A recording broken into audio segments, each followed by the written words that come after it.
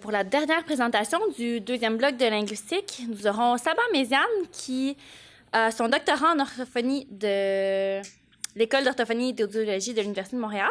Elle est orthophoniste à l'hôpital Sainte-Justine et elle est aussi chargée de cours, encore une fois, à l'École d'orthophonie et d'audiologie de l'Université de Montréal. Elle va nous présenter l'acquisition de la phonologie en français langue seconde, le profil phonologique d'enfants allophones en maternelle. Bonjour. Aujourd'hui, je vous présente une partie des résultats sur l'acquisition de la phonologie en français langue seconde. On aimerait avoir le profil des performances au niveau de la phonologie chez la population d'enfants allophones à l'île de Montréal.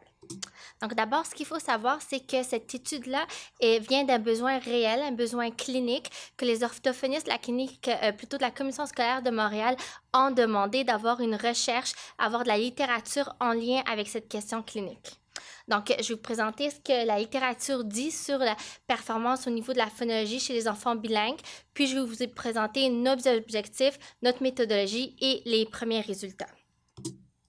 Donc, ce qu'il faut savoir, la différence avec les enfants unilingues, eh bien, les enfants bilingues doivent connaître deux systèmes phonologiques. Donc, ils doivent acquérir plus de sons. Ce que la littérature met de l'avant, c'est que lorsque les sons entre les langues sont similaires, donc il y a moins de contraste, c'est plus difficile pour les enfants de les acquérir. Or, lorsque les sons sont très éloignés, lorsqu'ils sont très différents entre deux langues, il y a plus de contraste et là, cette fois-ci, c'est plus facile de les acquérir. Finalement, ils doivent utiliser des schémas moteurs différents parce qu'effectivement, il existe des règles phonotactiques propres à chaque langue. Par exemple, en français, on a le droit d'avoir des groupes consonantiques, donc deux consonnes collées, comme dans train, le te et le re, alors que dans d'autres langues, c'est pas accepté et l'enfant doit juger, doit utiliser la bonne règle phonotactique, pour la langue qu'il a utilisée de choisir pour communiquer. Oups. Ce que la littérature met de l'avant par rapport justement à la performance au niveau de la phonologie des enfants bilingues, c'est qu'ils peuvent performer aussi bien que leurs homologues unilingues. Par contre, ils ont des différences. D'abord, ils peuvent présenter des erreurs atypiques dues à l'influence de leur langue maternelle et ils vont avoir un développement différent des enfants unilingues.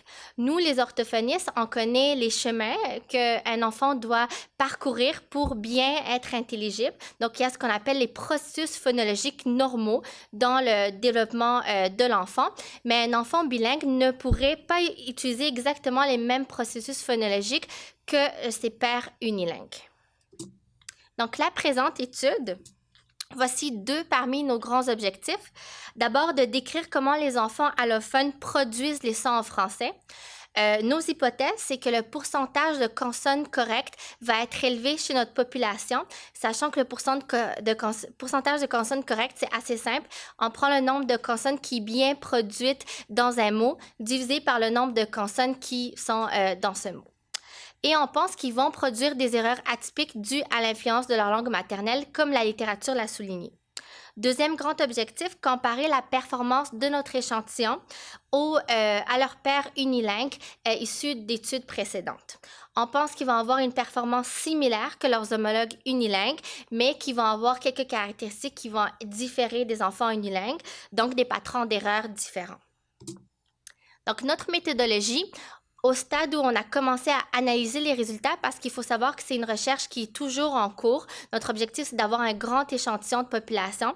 On avait 49 enfants, l'âge moyen de 73 mois, tous scolarisés dans une classe de maternelle régulière parmi différentes écoles de la Commission scolaire de Montréal. Ils devaient tous, bien sûr, avoir un développement typique, que ce soit au niveau du langage, mais au niveau des autres sphères de développement, comme la motricité. Étant donné que les écoles qui ont choisi de participer à cette étude provenaient souvent des quartiers de Centre-Sud ou de Côte-des-Neiges, en ce moment, on a beaucoup d'enfants de l'Asie du Sud, donc par exemple du Bangladesh, de l'Inde. La procédure, d'abord, nous avons passé deux questionnaires aux parents. Le premier, c'est le questionnaire qu'on appelle l'ALDEC, qui est un questionnaire standardisé pour connaître le développement de l'enfant. Donc, s'assurer que l'enfant a eu un bon développement depuis sa naissance dans les différentes sphères de développement. Puis, on a passé un deuxième questionnaire qui est un questionnaire sociodémographique avec plusieurs questions. Le niveau d'éducation de la mère notamment, les langues utilisées à la maison, de quelle manière l'enfant est exposé à ces différentes langues, etc., etc. Comment on a procédé à l'évaluation de la phonologie? Eh bien, il existe une tâche qu'on appelle l'ESPP, qui est une tâche de dénomination d'image créée par Dr. McLeod à l'Université de Montréal, qui est aussi ma directrice de doctorat. Donc, ça évalue la phonologie des enfants d'âge préscolaire. Dans cette tâche-là, nous avons toutes les consonnes du français québécois et dans toutes les positions possibles. Donc, voici les résultats.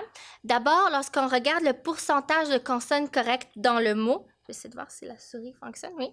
Donc, lorsqu'on regarde le pourcentage de consonnes correctes dans le mot chez notre échantillon, il est de 95,1 %.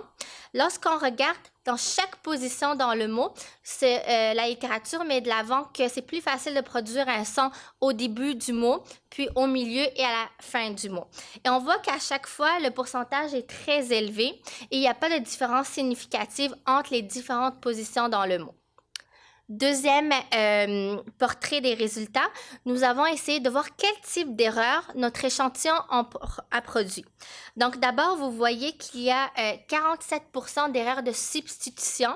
Les erreurs de substitution, c'est le fait de changer un son par un autre. Donc par exemple, valise pour valise. Et nous avons 23 % des erreurs qui étaient des erreurs d'omission, qui est le fait d'omettre un son, comme par exemple tomate pour tomate. Il faut savoir que cliniquement, et même en recherche, les erreurs de substitution et d'omission sont des erreurs typiques chez les enfants francophones québécois unilingues. Par contre, notre échantillon, parmi les erreurs qu'ils ont produites, il y avait 26 % d'erreurs d'épenthèse, qui est le fait d'ajouter un son au mot, donc carnard pour canard. Et 2 % des erreurs étaient des erreurs de métathèse, qui est le fait d'inverser les sons, comme zèbre pour zèbre. Et il faut savoir que ces deux types d'erreurs-là, donc épenthèse et métathèse, sont plutôt des erreurs atypiques. Cliniquement, on les voit chez nos enfants avec des troubles phonologiques et pas avec des enfants qui ont un développement typique. Excusez-moi. Et finalement, le dernier tableau, lorsqu'on regarde quelle consonne n'était pas acquise chez notre échantillon, sachant que pour qu'une consonne soit acquise, il faut qu'elle soit bien produite à 90 % de toutes les cibles qui ont été présentées à l'enfant. Donc, dans le mot, les consonnes qui n'ont pas été produites sont, je vais juste mettre mon cursus qui ne fonctionne pas, le nieu, le ve et le je. Puis rappelez-vous de ces consonnes-là, on va y revenir. Lorsqu'on a passé la tâche de SPP, qui est une tâche de dénomination d'image, pour ceux qui ne la connaissent pas, donc la totalité ou la majorité, quand on présente l'image à l'enfant, par exemple l'image d'une pomme, mais ce n'est pas certain que l'enfant connaisse ce mot-là. Donc d'abord, on va donner à l'enfant un indice sémantique. C'est quelque chose qu'on peut manger. Si l'enfant ne réussit toujours pas à dire pomme, on va vers un indice de deuxième niveau, une répétition différée. Donc la pomme est rouge, c'est l'enfant doit dire pomme. Si même ce deuxième niveau d'indice n'a pas fonctionné, on va vers le troisième niveau qui est une répétition immédiate et on demande à l'enfant de répéter pomme. Vous voyez bien que lors du deuxième et du troisième niveau d'indice, on offre un modèle à l'enfant, puis c'est sûr que ça va avoir un impact sur sa performance. Dans notre échantillon, 74 % des productions étaient des productions spontanées, avec ou sans indice, l'indice étant l'indice sémantique, alors que 26 % des productions étaient des productions suite à une répétition. Lorsqu'on compare nos résultats à des études précédentes qui ont évalué la performance en phonologie des enfants francophones québécois unilingues, on voit qu'il n'y a pas du tout de différence significative. Donc, notre échantillon a aussi bien performé que l'échantillon de McLeod et ses collaborateurs qui ont utilisé la même tâche d'évaluation que nous, mais les normes, c'est pour des enfants plus jeunes de 48 à 53 mois. Ils n'ont aussi pas de différence significative avec l'étude de Richu et ses collaborateurs à McGill, qui, eux, avaient un échantillon de groupe d'âge le même que nous, on fait, classe de maternelle, mais qui ont utilisé une tâche d'évaluation différente. Lorsqu'on compare aussi l'inventaire phonologique de notre échantillon par rapport aux deux études précédentes, eh bien, nous et les deux études, seulement le son « je » n'était pas acquis dans l'étude de McLeod et ses collaborateurs pour les enfants qui avaient plus de 48 à 53 mois, et non plus pas chez le groupe d'enfants de maternelle de l'étude de Richu et ses collaborateurs. Donc, c'est uniquement le son « je » qui est dans les trois études. Lorsqu'on compare les types d'erreurs, bien, comme je vous l'avais mentionné, ce qui ressort beaucoup de notre échantillon, c'est le fait que 26% des erreurs étaient des erreurs d'épenthèse. Une erreur atypique qui n'est pas ou très peu présente cliniquement, mais aussi dans les études qui ont évalué des enfants avec un développement typique unilingue. Lorsqu'on compare aussi la quantité de modèles verbaux. Donc, rappelez-vous, on pouvait donner un modèle à l'enfant suite à une répétition. Notre échantillon a eu besoin de 5 fois plus de modèles verbaux que l'échantillon de McLeod et ses collaborateurs à l'âge de 4 ans. Puis, on va essayer d'expliquer ça lors de la discussion. Justement, on passe à la discussion. Donc, ce qu'il faut, comment on essaie d'expliquer nos résultats? Bien, d'abord, le taux de précision de notre échantillon est similaire à leur père unilingue. Donc, ça va toujours en concordance avec ce que la littérature met de l'avant. Par contre, ils ont produit des modèles d'erreurs différents de leur père unilingue, notamment les erreurs d'épenthèse. Ils utilisent des processus phonologiques associés à un trouble phonologique. Donc, les erreurs atypiques sont associées à des processus phonologiques qui sont inadéquats, qu'on voit uniquement chez des enfants avec des troubles phonologiques. Par contre, ils peuvent aussi utiliser des processus phonologiques qu'on voit normalement chez un enfant unilingue avec un développement typique, comme les erreurs d'omission. Ce qu'il faut savoir, c'est vraiment la langue maternelle qui peut avoir une influence sur leur production et justement amener vers des erreurs atypiques. Les taux de modèles verbaux élevés, mais comme vous l'avez vu, notre échantillon a eu besoin beaucoup plus de modèles qu'un échantillon d'enfants de 4 ans unilingue. Ça nous fait penser que peut-être que notre échantillon avait un faible vocabulaire. Par contre, il faut savoir qu'on n'a pas regardé leur vocabulaire dans leur langue maternelle. Et les enfants bilingues, selon les études, peuvent avoir un vocabulaire aussi performant que des enfants unilingues, mais c'est ce qu'on appelle leur vocabulaire combiné, donc dans leur langue maternelle et la langue seconde. Alors que dans ce cas-ci, on a juste regardé en français, donc on ne peut pas juger si leur vocabulaire était déficitaire ou non. On passe aux limites et aux recherches futures. D'abord, ce qu'il faut toujours savoir, c'est qu'il existe des différences individuelles chez tous les individus. Il existe des différences individuelles lors de l'acquisition d'une seconde langue. La prochaine étape de notre étude, c'est de voir quels sont les facteurs, justement, qui favorisent une bonne acquisition d'une seconde langue au niveau de la phonologie. Ça va nous aider en tant que cliniciens pour voir est-ce que cet enfant-là a tous les facteurs qui favorisent une bonne acquisition d'une seconde langue ou il y a quelques facteurs qui ne présentent pas, puis c'est lesquels qui sont les plus importants pour justement favoriser une bonne performance. Deuxièmement, nous n'avons pas évalué les enfants formellement dans leur langue maternelle. Il faut savoir, comme ils avaient des langues maternelles différentes, c'est difficile d'avoir des assistants de recherche qui maîtrisent chacune des langues maternelles, sauf qu'on le sait, puis c'est certain, qu'il faut une évaluation formelle dans la langue maternelle pour s'assurer que l'enfant n'a vraiment pas de difficultés langagières, puis cliniquement, c'est ce qu'on doit faire. Aussi, nous n'avions pas de groupe contrôle. Nous pensons dès le départ de justement comparer à l'étude de McLeod et ses collaborateurs. Au moment où la recherche, donc cette étude a débuté, l'étude de Richer et ses collaborateurs, leur tâche d'évaluation de la phonologie à l'âge scolaire n'était pas encore publiée. Donc, idéalement, il aurait fallu utiliser cette tâche-là parce que 43% de leurs mots sont des mots avec des groupes consonantiques, alors que notre tâche en présente que 25%, donc elle est plus facile que la tâche d'évaluation de Richer et ses collaborateurs. Finalement, il faut aussi prendre en compte que les productions spontanées sont différentes des productions répétées. Quand un enfant avait un faible vocabulaire, il a sûrement eu besoin de plus de modèles verbaux, puis ça favorisait de meilleures performances. Finalement, comme cette étude-là est en cours, nous, on veut augmenter notre échantillon. Je vous ai dit au départ qu'il y avait beaucoup d'enfants de l'Asie du Sud, alors qu'on sait qu'à Montréal, les langues maternelles minoritaires qui sont le plus parlées, c'est l'espagnol et l'arabe, avec une grande émergence de l'arabe présentement. Nous, ce qu'on veut, c'est un échantillon représentatif de la population de Montréal. Donc, on veut continuer cette étude-là, essayer d'avoir d'autres écoles qui acceptent de participer à notre étude et d'avoir plus d'enfants hispanophones et arabophones. Donc, en conclusion, ce qu'il faut retenir, c'est que nos enfants bilingues peuvent aussi bien performer que leur père unilingue. Par contre, oui, ils peuvent avoir des erreurs atypiques dues à une influence de la langue maternelle. Et là, il faudrait aller analyser chaque langue maternelle, chacune de leurs particularités. C'est quoi les sons qui existent dans cette langue-là? C'est quoi les règles phonotactiques qui sont acceptées ou non? Et voir c'est quoi l'influence que ça a eu sur l'acquisition du français. Finalement, ce sont des premières données intéressantes, que ce soit pour la recherche et la clinique, et cette recherche est toujours en cours. Merci beaucoup.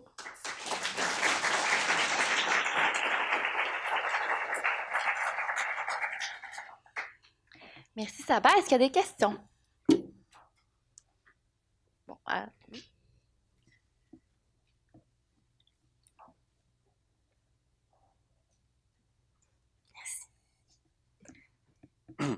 Oui. Premièrement, super présentation, merci, c'était super intéressant. Je me demandais juste, est-ce que tu crois que ça pourrait être un facteur ou est-ce que c'est quelque chose qui pourrait être intéressant de vérifier pour finalement de futures recherches, à savoir si le niveau de vocabulaire des parents des enfants allophones, finalement, vu que souvent tu parles des parents d'immigrants ou des gens qui viennent tout juste d'arriver qui parlent peut-être pas le français du tout, si à ce moment-là, justement, si le niveau de vocabulaire des parents, le niveau d'acquisition de langue des parents peut avoir un impact à ce niveau-là sur les résultats apportés par les enfants. Mais c'est super intéressant. Honnêtement, dans nos facteurs présentement qu'on analyse, on n'avait pas le niveau de vocabulaire des parents.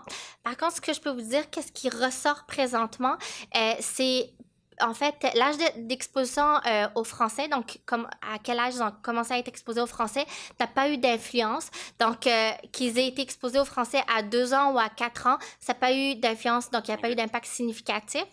Quand on a regardé le taux d'exposition au français, donc est-ce que les enfants étaient exposés au français à la maison ou non, ce qui rejoint un peu votre question, ou si on n'a pas trouvé de différence significative, on pense que, étant donné que ces enfants sont tous scolarisés en maternelle, donc on pense 35 heures par semaine exposés en français, ça donne 40% de leur temps exposé en français, c'est peut-être suffisant.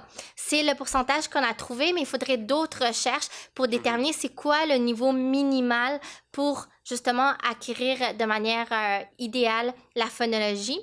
Par contre, ce qui est clair au niveau du vocabulaire des parents, dans d'autres études, ils disent que la qualité de l'input, c'est ça ce que les parents donnent aux enfants, c'est ce qui est plus important, mais quelle que soit la langue. Donc, si les parents ont une bonne qualité d'input dans leur langue maternelle, bien, ça va avoir un impact sur l'acquisition du français.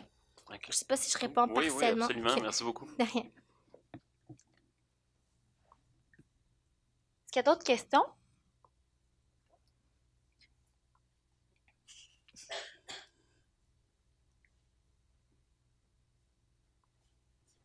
Merci beaucoup. C'est une très bonne présentation. J'avais une question. Là, dans le fond, dans votre projet actuellement, vous regardez les types d'erreurs chez les enfants allophones, donc dans leur langue seconde. Est-ce qu'il y a eu des études ou est-ce que vous allez avoir un volet dans la vôtre où vous voyez si le fait d'avoir une L2 influence le type d'erreurs qu'ils font dans leur langue maternelle? Ah, c'est super intéressant. Pas dans cette étude-là, non, étant donné qu'on n'a pas évalué leur langue maternelle, mais ça me donne une idée pour mon projet doctoral où je vais regarder, c'est bon, parce que je vais regarder à la fois la phonologie en arabe et la phonologie en français de mon échantillon d'enfants arabophones bilingues. Puis je vais regarder ça, merci. Merci. Est-ce qu'il y a d'autres questions? Moi, j'en ai une. Je vais juste me repositionner. Est-ce que, anecdotiquement, je sais que ce n'était pas évalué, mais est-ce que les parents vous ont fait part du fait que les enfants, dans leur langue maternelle à la maison, faisaient des erreurs du même type, par exemple? Mais en fait, pas du même type. On ne posait pas cette question, mais on demandait est-ce qu'ils étaient intelligibles dans leur langue maternelle, sachant qu'à cet âge-là, ils doivent l'être. Et si les parents s'inquiétaient de la performance de l'enfant dans la langue maternelle, ils étaient exclus de l'étude. Parce qu'on veut vraiment des enfants qui ont une bonne intelligibilité. Parce que malgré que notre échantillon, oui, ils ont fait des erreurs, mais vous vous rappelez, le pourcentage consonne correct est assez élevé. Mais on n'est pas parti après les résultats demander aux parents si les enfants produisaient les mêmes erreurs. Encore une fois, est-ce que les erreurs atypiques en français, ce sont des erreurs atypiques dans la langue maternelle? Il faudrait vraiment aller voir pour chaque langue maternelle. Merci. Et merci. Merci.